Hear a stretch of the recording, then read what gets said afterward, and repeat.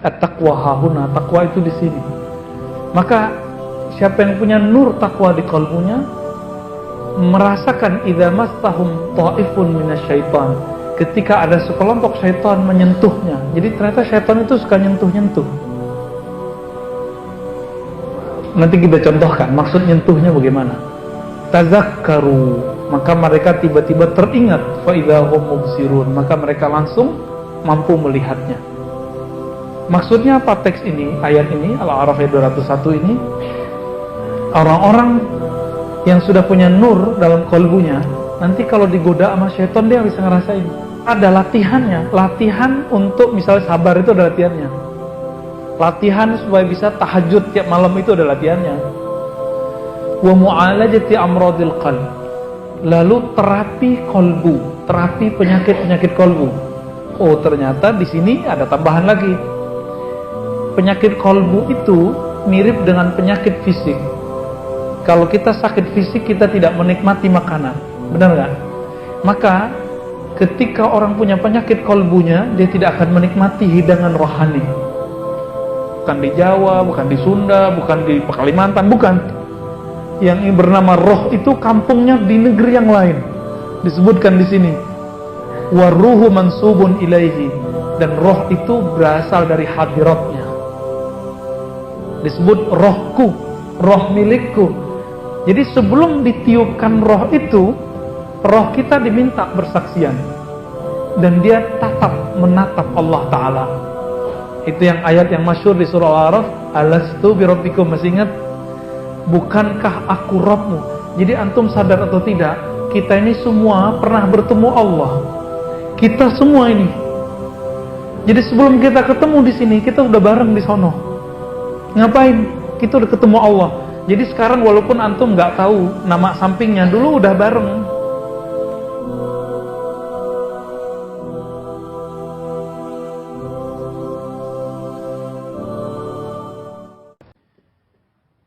Innal hamdalillah nahmaduhu wa nasta'inu wa nastaghfiruh. Wa na'udzu billahi min shururi anfusina wa min sayyiati a'malina.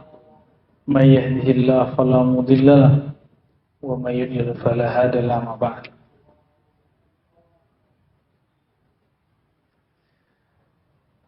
Mari kita buka kajian kita dan baca surah Al-Fatihah. A'udzu billahi minasyaitonir rajim. Bismillahirrahmanirrahim. Iyyaka na'budu wa iyyaka nasta'in. Shiratal mustaqim. Shiratal ladzina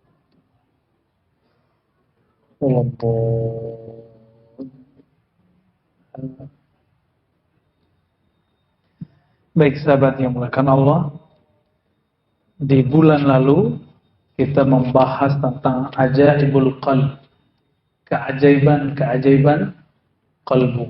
Tapi keajaiban di sini berarti keunikan qalbu. Dan kita sudah membuka perkataan beliau yang mengatakan bahwa man arafa qalbahu arafa rabbahu. Siapa yang kenal kalbunya, kenal yang punya kalbu, yaitu Allah Ta'ala. Namun beliau mengatakan, ini pengakuan pengarang ya. Wa aktsarun nas jahiluna biqulubihim wa nufusihim. Kebanyakan orang tidak kenal kalbunya dan dirinya. Maksud tidak kenal itu apa? Kalau dia kenal dirinya, kenal kalbunya, maka kebanyakan orang tidak akan menyia-nyiakan waktunya dengan kalbunya. Karena orang tidak mengenal kalbunya, akhirnya dia memberikan nutrisi untuk kalbu yang bukan bagiannya, bukan makanannya. Sehingga apa yang diterima oleh kalbu bukan menjadi nutrisi, tapi menjadi racun. Kalbu kita itu pengennya cuma satu, mendekat kepada Zat yang Maha Satu. Lalu ketika dia tidak dibawa ke sana, maka dia akan tambah jauh. Ya. Kita membedakan antara ketenangan dengan kesenangan. Kalau ketenangan itu di kalbu, kalau kesenangan itu di nafsu. Kita mengira ketenangan itu sama dengan kesenangan. Nah, ini yang kemudian beliau katakan kebanyakan orang nggak paham ini. Nah, itu maksud beliau ya.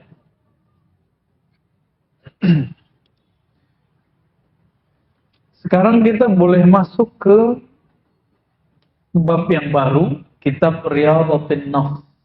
Bab mengenai riyadhah. Riyadhah artinya latihan. Riyadhatun nafsi. Latihan jiwa. Kalau biasanya latihan fisik, misalnya kita belajar silat, karate, taekwondo, boxer, itu dilatih push up, memukul, guling ya, supaya apa? Biar kebentuk badan fisiknya, biar lincah.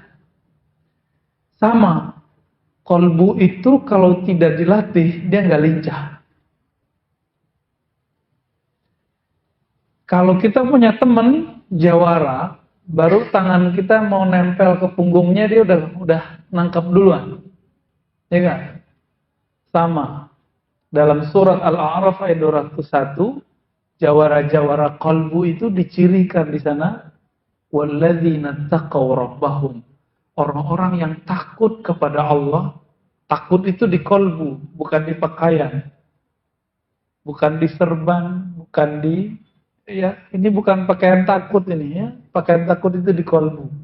Nabi mengatakan at-taqwa hahuna, takwa itu di sini.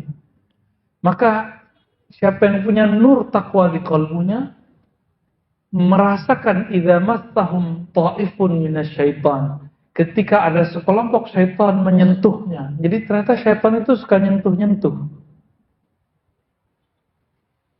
Nanti kita contohkan maksud nyentuhnya bagaimana. Tazakkaru, maka mereka tiba-tiba teringat, fa idahum mubsirun, maka mereka langsung mampu melihatnya. Maksudnya apa teks ini, ayat ini, Al-A'raf ayat 201 ini, orang-orang yang sudah punya nur dalam kolbunya, nanti kalau digoda sama syaitan dia bisa ngerasain.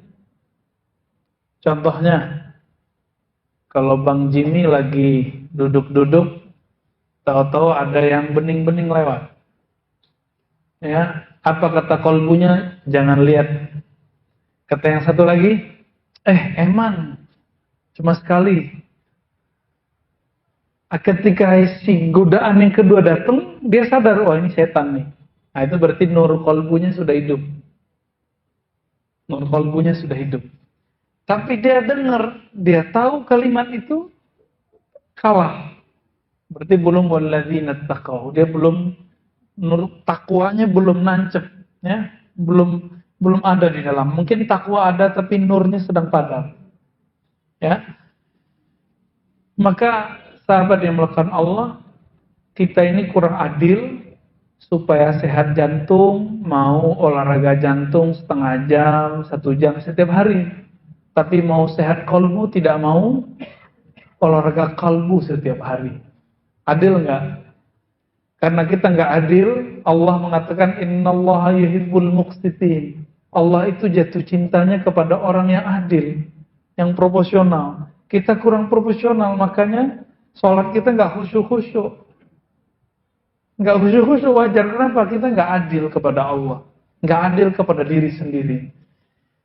Maka beliau membuka sebuah judulnya ya, Riyadhatun Nafs wa Tahdzibul Khuluqi wa Mu'alajati Amradil Qalb. Bab latihan rohani, tahdzibul khuluq, bukan khalq. Jadi ada tahdzib itu artinya melatih, mendidik. Khuluq, khuluq itu akhlak. Kalau khalq nggak bisa dirubah kecuali operasi. Tapi kalau khuluq yang kita sebut sekarang akhlak itu bisa berubah. Oleh karena itu, orang yang berwajah bagus belum tentu berakhlak bagus. Karena khalaq dan khuluq. Nah, teman kita mungkin ada yang namanya husnul khuluq. Khuluq itu single dari akhlak. Jadi jamaknya, pluralnya akhlak. Udah jadi bahasa Indonesia ya? Akhlak. Ternyata ada latihannya. Latihan untuk misalnya sabar itu ada latihannya. Latihan supaya bisa tahajud tiap malam itu ada latihannya. wa mu'alajati amradil qalb. Lalu terapi kolbu, terapi penyakit-penyakit kolbu. Oh, ternyata di sini ada tambahan lagi. Penyakit kolbu itu mirip dengan penyakit fisik. Kalau kita sakit fisik, kita tidak menikmati makanan. Benar kan? Maka ketika orang punya penyakit kolbunya, dia tidak akan menikmati hidangan rohani. Nggak menikmati hidangan rohani. Kalau begitu, diobati dulu atau langsung dikasih nutrisi. Jadi orang-orang yang sakit itu langsung dikasih daging atau diobatin dulu. Diobatin dulu ya.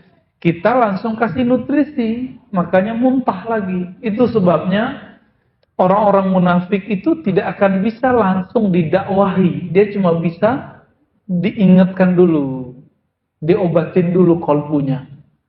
Nah, maka Imam Abdul Hasan Syadzili malam tadi di MRBJ 9 ya kita kasih tahu, Syaikhuka, gurumu itu bukan yang nyuruh-nyuruh kamu amalkan ini, bukan. Tapi gurumu itu yang mengerti dosis-dosis rohanimu. Sehingga ketika memberikan amalan, takaran-takarannya seperti dokter mampu memberikan dosis-dosis obat. Coba, kalau ada orang sakit, langsung dikasih dosisnya agak tinggi sama dokter. Apa yang akibatnya pada dia? Tambah sakit. Nah, teman-teman semua, obat itu seperti sakit. Ada sakitnya yang bisa diobati pakai prokol ya. Apalagi namanya? Yang buat sakit kepala tuh.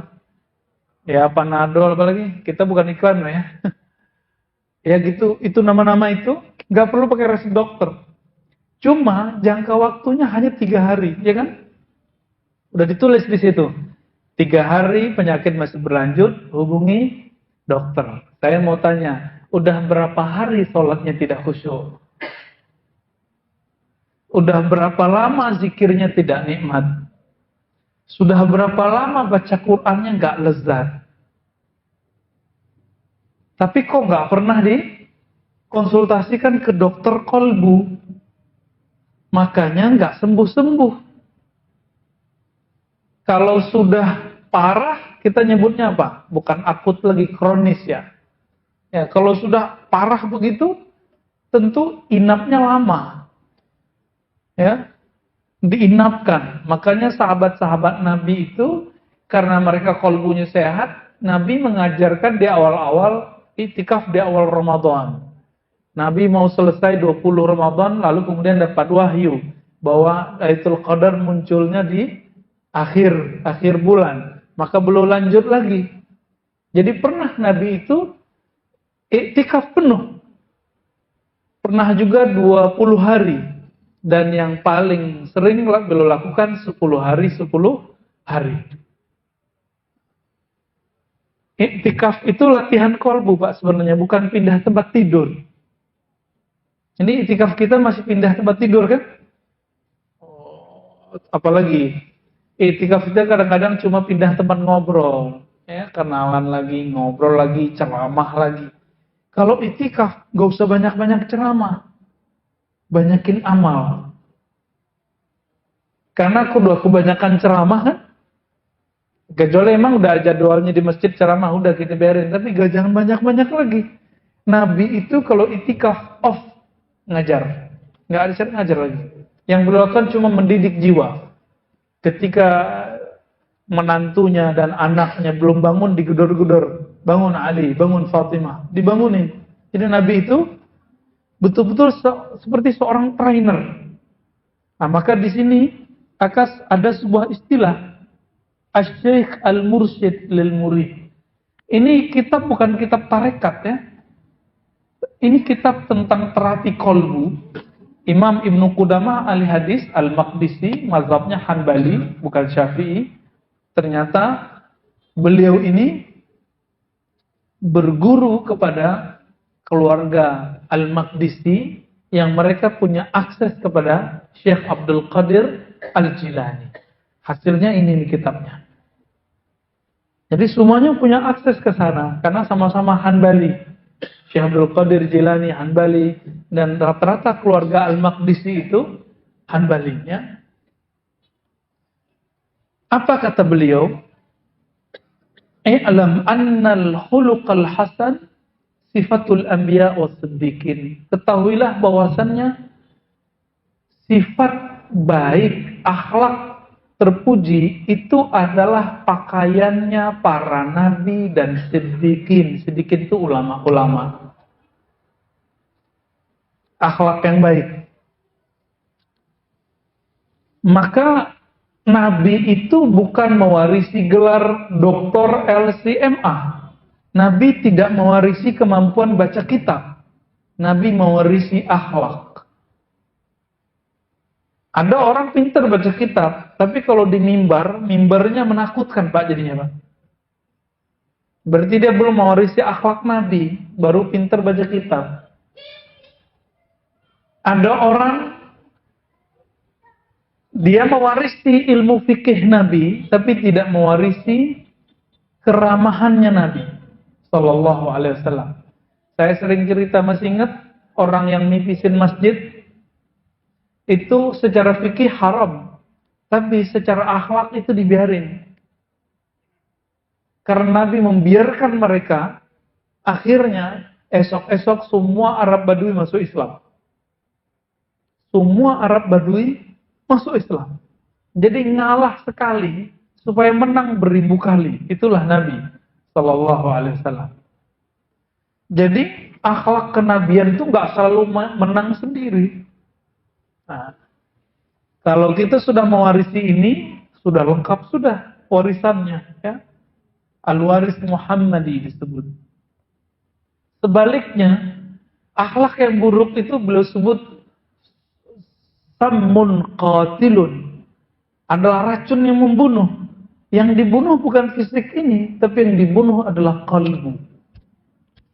Kalau qalbu sudah sakit, tidak nikmat. Kalau sudah mati, nggak ada rasa.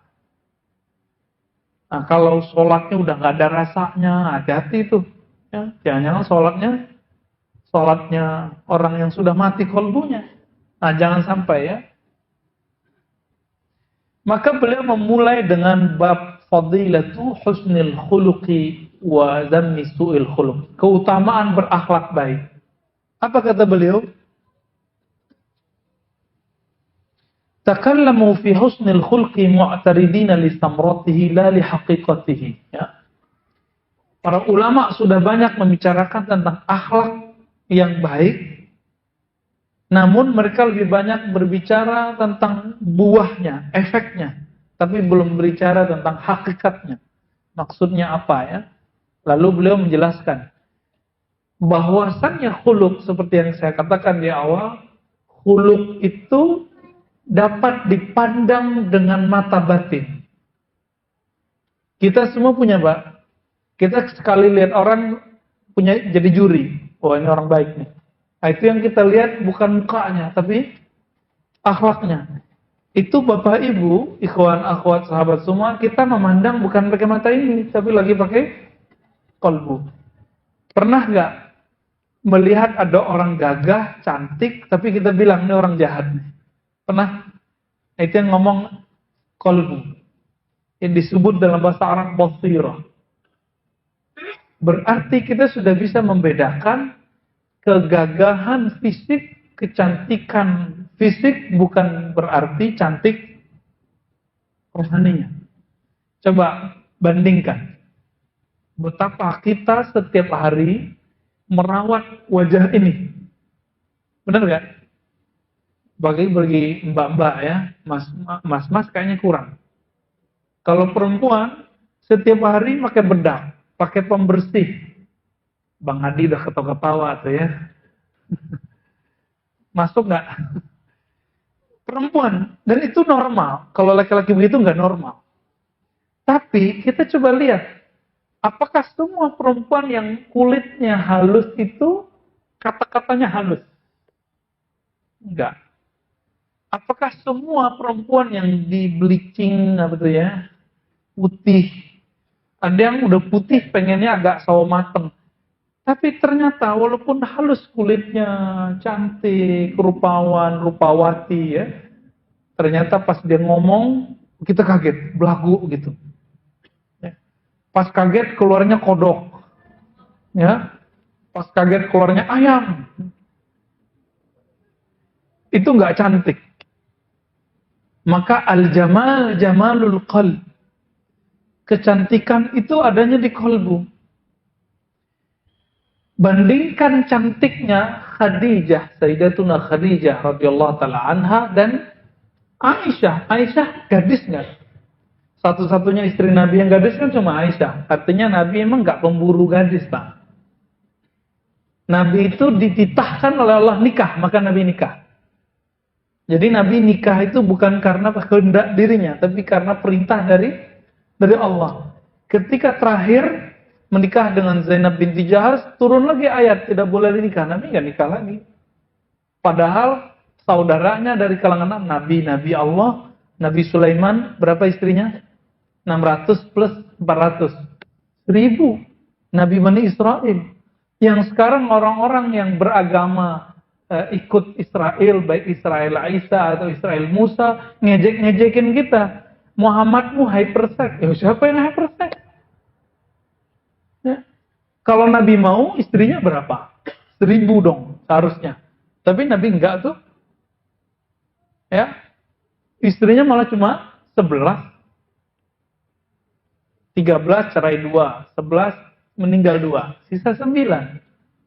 Itu pun yang gadis cuma 1. Betapa tidak kerennya di zaman Nabi orangnya gagah, terkenal, Rasulullah dapatnya itu janda semua. Kecuali Aisyah. Berarti Nabi bukan orientasinya seksual. Orientasinya apa? Beliau orientasinya adalah keindahan akhlak. Satu kali Nabi bengong gitu ya. Apa kata Aisyah? Engkau mikirkan apa wahai Rasulullah? Apa jawaban Nabi? Aku teringat Khadijah. Cemburu. Cemburu. Normal itu. Yang berani cemburu begitu cuma Aisyah. Yang lain cemburunya nggak bisa mengekspresikan seperti Aisyah. Apa kata Aisyah? Masa nenek rempong gitu masih diingat? Ya, berani ngomong begitu. Tapi itu dalam dunia rumah tangga itu biasa. Biasa kan? Apa kata Nabi? Wahai Aisyah, istriku termuda, tercantik. Khadijah itu bersamaku di saat engkau tidak ada. Quraisy sedang menghadangku, mereka sedang mengusirku, sahabat-sahabatku diancam.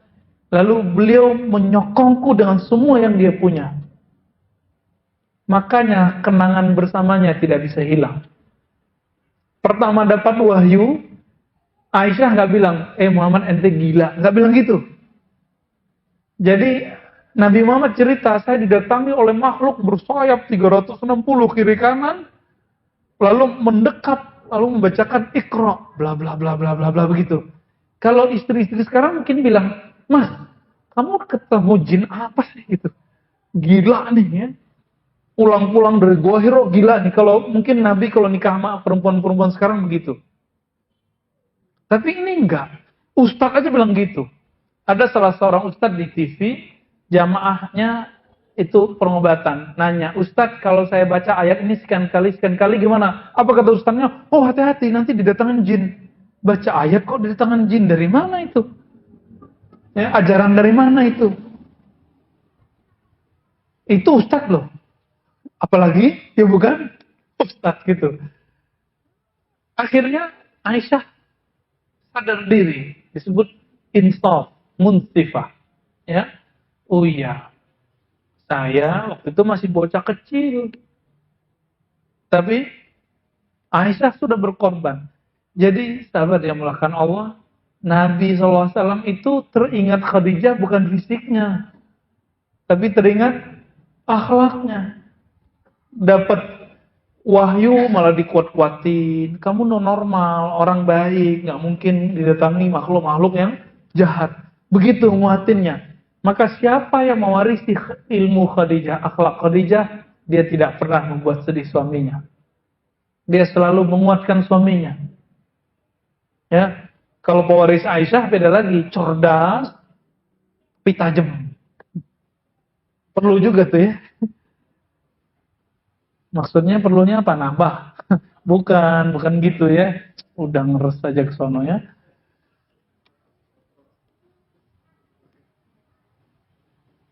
Jadi kalau kita bilang si fulan akhlaknya baik, itu wajahnya atau batinnya?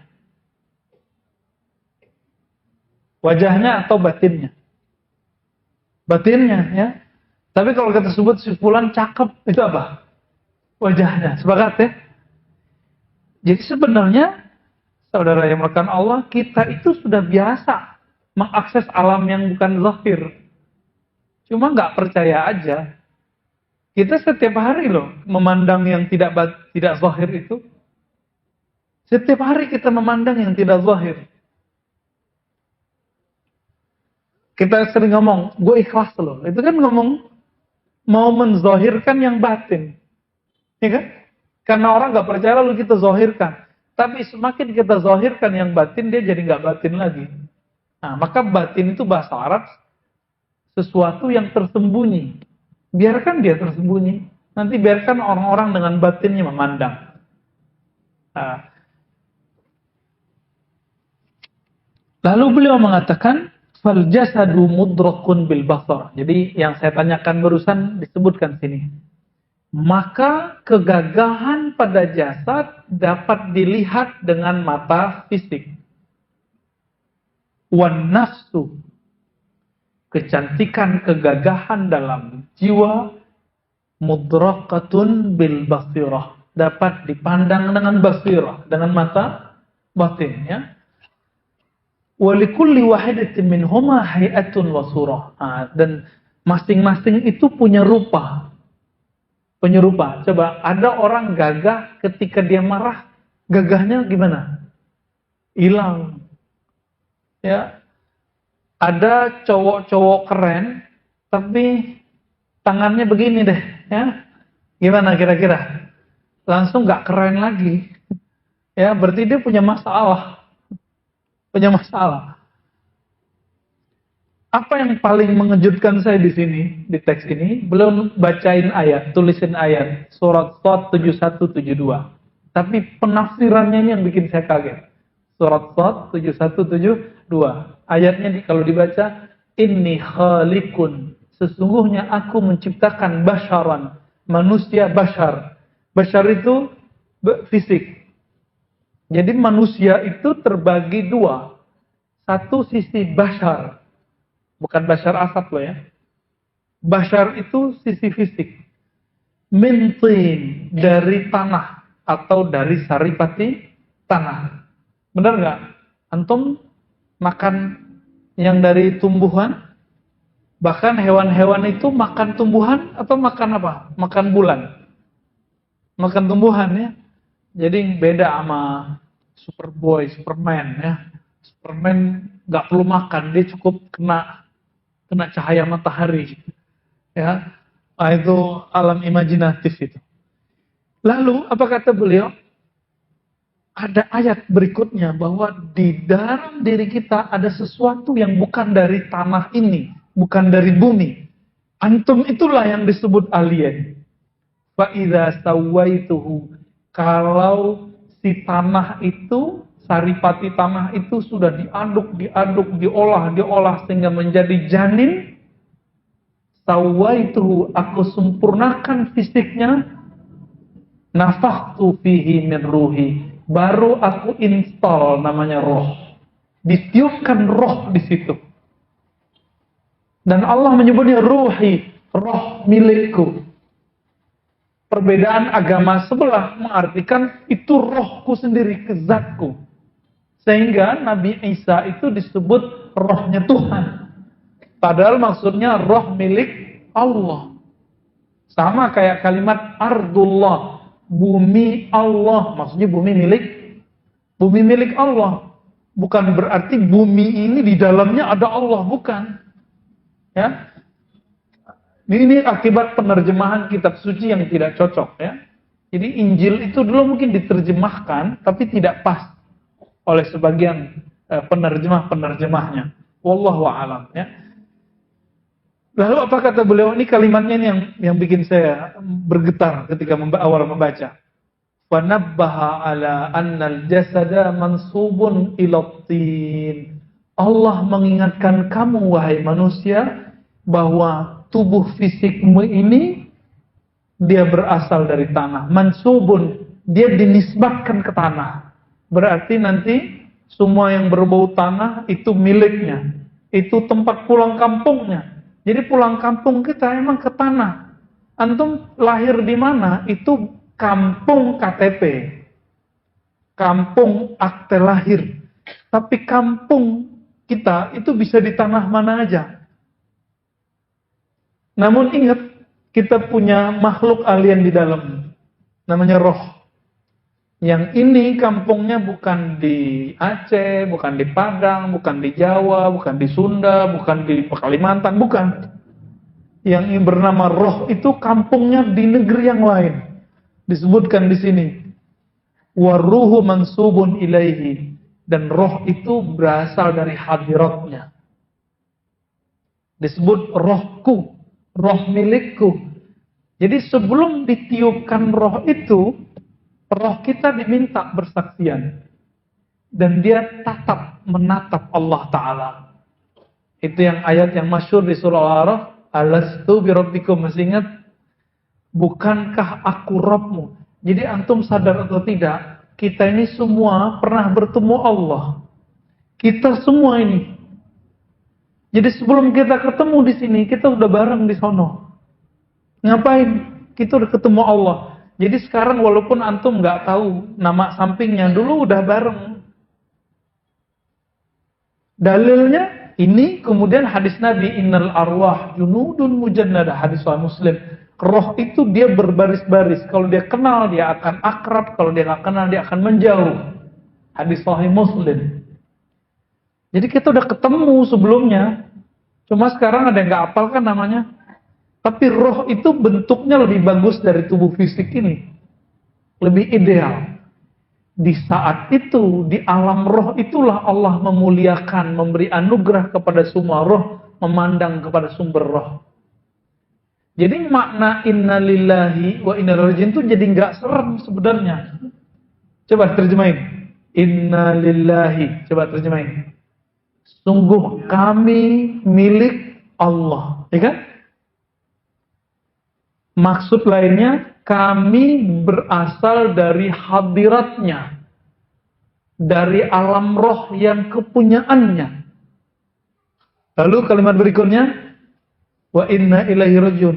Lalu kami nanti akan pulang kampung ke hadiratnya. Pengen gak pulang kampung? Pengen mati gak? Gak mau. Kalau pulang kampung mau. Maksudnya apa? Kalau saya biayain pulang kampung ke kampung fisiknya, pada seneng kali ya. Gratis kita bayarin tiketnya pada mau pulang nih kayaknya. Tapi kalau saya biayain pulang kampung ke alam sana mau nggak? Nggak mau ya.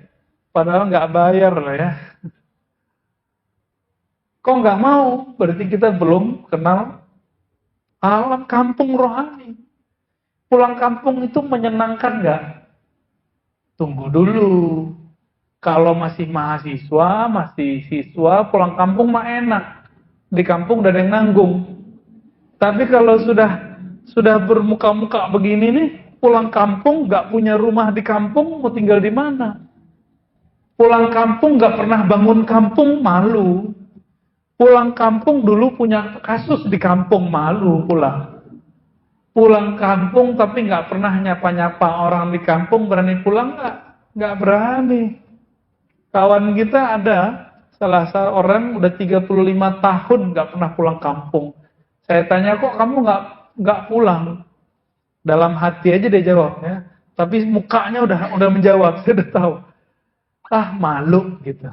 Mukanya langsung malu. Gimana mau saya pulang kampung? Saya gak pernah buat apa-apa di kampung, gak pernah kirim apa-apa ke kampung, gak pernah nyapa orang kampung, gak punya tanah di kampung, gak punya rumah di kampung. Jadi antum itu sebenarnya kalau mau pulang kampung itu akan senang, pede, kalau pulangnya pakai Fortuner atau Alphard gitu ya. Kalau pesawatnya pesawat yang VIP. Jadi kalau orang tanya, naik apa dek? Nggak naik kapal, apa tuh, kapal yang pakai pisang itu. Ya itu, nggak pakai kapal getek itu ya. Tapi pakai apa? Pakai pesawat Garuda. Wih, pesawat batik. Kalau yang nggak bawa dikit kan Lion gitu ya. Udah siap-siap kayak angkot di atas tuh ya. Muter-muter dulu baru turun. Kita kemudian bangga dengan kendaraan yang kita naiki. Tapi lebih bangga lagi, ini mohon maaf ya, yang paling senang pulang pakai kendaraan itu orang mana? Pakai mobil. Itu orang kampungnya Ustadz Sandy ini ya. Baru beli Avanza bawa pulang langsung. Beli Karimun aja bawa pulang. Apalagi punya Alphard bawa pulang itu ya semua. Kenapa? Pengen nunjukin ke orang kami jadi tren ya. Bapak ibu saya kan bilang, nah pulang tuh jangan pakai pesawat mulu. Pulang tuh bawa mobil. Saya mikir capek pakai mobil. Tapi itu bagi orang tua membahagiakan. Sampai sekarang belum pernah pulang pakai yang kuda roda 4 ya, kuda Jepang itu ya. Kuda logam apa kuda besi apa sih namanya. Belum pernah. Karena bagi saya untuk apa sih? Nggak penting amat sih. Tapi bagi orang tua itu membanggakan. Maka teman-teman semua, ini mirip. Mau pulang kampung disambut pede bahagia nggak? Apa kata Nabi? Mau bikin rumah villa di kampung rohani? Nabi mengatakan, "Man shalla isnatai asyrata raka'atan." Siapa yang sholat 12 rakaat setiap hari, banallahu lahu baitan fil jannah. Allah bangunkan satu istana di surga. Satu villa di surga. Mau? Jadi sholat sunatnya jangan kurang di luar tahajud nih ya. Di luar tahajud kita punya 12 rakaat. Itu yang disebut rawatib. Kalau nggak bisa kejar sunat rawatib, ya kejar di duha. Nggak bisa di duha, ya di sholat sunat mutlak. Masih ingat Ali Zainal Abidin bin Husain, anak Husain, itu karena dia ditahan tahanan rumah, nggak boleh keluar, kerjanya cuma zikir, sholat, zikir, sholat. Berapa rakaat dia sholat setiap hari? 1000 rakaat. Coba bagi 12, udah berapa tuh? 120 ya? 120 villa tiap hari. Gila itu ya. Itu tajir banget tuh. Kalau pulang, maka Nabi mengatakan, ini level anak-anaknya Husain. Nabi mengatakan, Husain sayyida syababi ahli jannah. Husain itu ayahnya Zainal Abidin adalah pemimpin pemuda-pemuda yang masuk surga. Kabar gembiranya antum yang sudah ubanan, yang sudah keriput, yang sudah ompong, itu nanti jadi pemuda semua. Dan pemimpin kita bernama Husain, Hasan. Ya. Anaknya Husain setiap hari berapa? 1000. Gimana kalau Husain itu saya nggak tahu. Husain itu satu nafasnya naik, itu sudah zikir. Turun, zikir lagi, nggak pernah lupa kepada Allah. Itu Husain. Kita sholat aja lupa kepada Allah. Gimana mau bangun? Jadi udah bangun rumah di surga, tapi keropos. Baru 3 hari runtuh.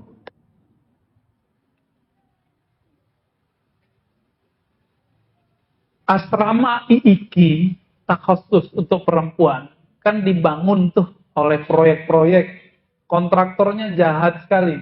WC-nya nggak di apa namanya tuh yang dikasih semen apa banyak itu kerikil-kerikil banyak, di bawahnya itu ternyata masih tanah, diinjek langsung grrr.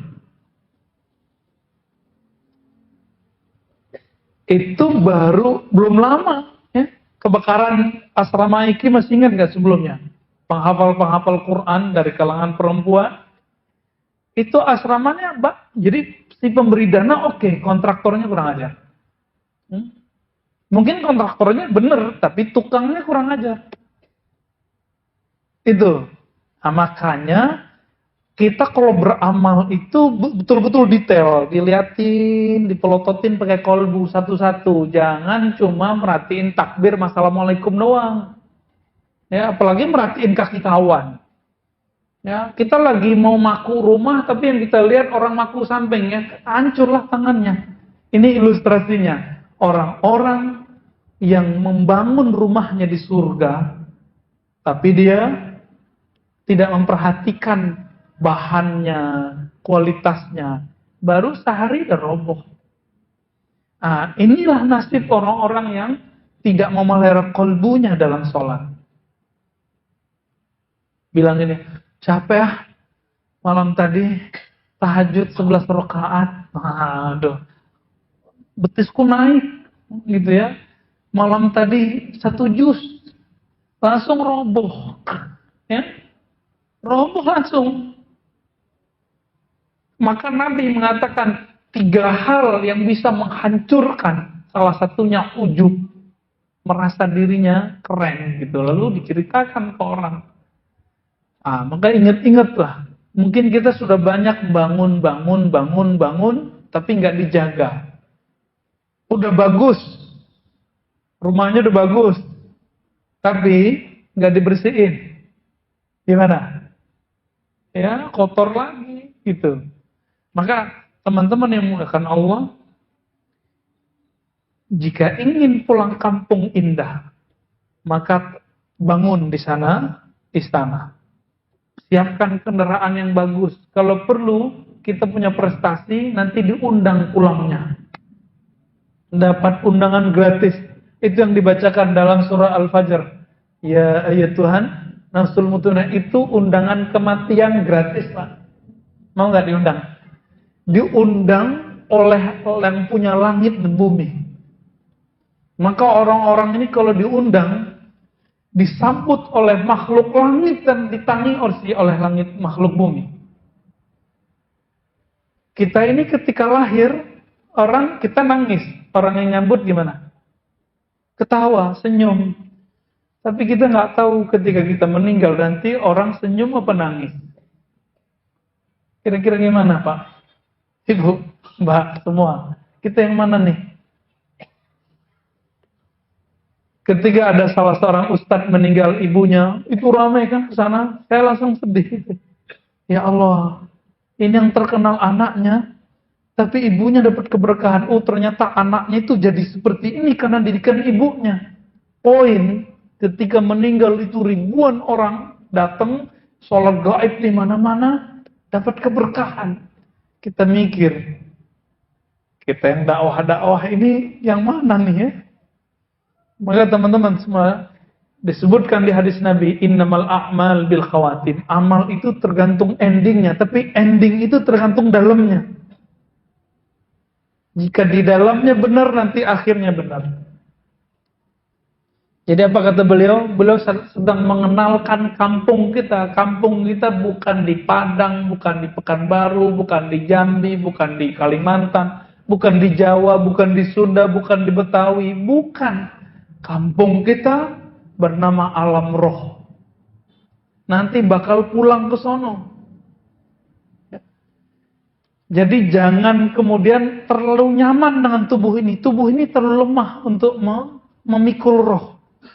Coba lihat, Pak. Punggungnya udah mulai sakit-sakit belum? Ya, kepalanya udah sering masuk itu berat gitu ya. Makan gaji-gaji dikit berat. Ini nggak bisa emang. Di sini bukan surganya roh.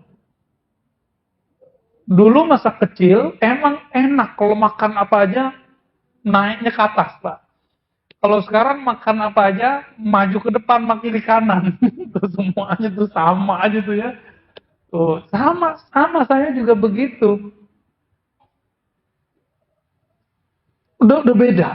Jadi ternyata tubuh ini punya masa, punya limit untuk berkembang. Selebihnya seharusnya kita mengembangkan roh. Tetap kita makan, minum, puasa, dan segala macamnya. Tapi kita mengembangkan roh.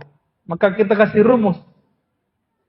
Setiap kali jatah fisik dikurangi, maka jatah rohani bertambah. Contoh, kenapa dalam Islam ada puasa? Supaya orang punya ketajaman kalbu, rasa empati terhadap orang susah. Itu rahasianya.